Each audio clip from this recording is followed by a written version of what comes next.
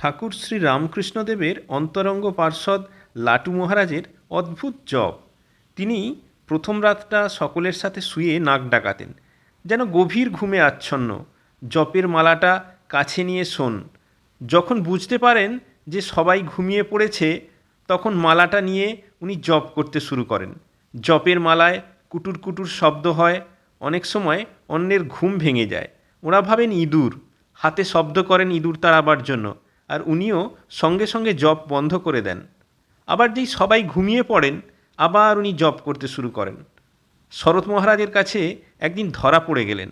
শরৎ মহারাজ বললেন, দেখেছো, লেটোসালা সবচেয়ে উঁচিয়ে যাচ্ছে, আমাদের পেছনে ফেলে এগিয়ে যাচ্ছে। এ চলবে না, আমরাও রাত্রে ওর মতো জপ করব। ওরাও শুরু করে দিলেন। সাধন ভজনটা কোনো কষ্ট নয় তাঁদের কাছে, সেটাই তাঁদের কাছে বড় একটা বিনোদন।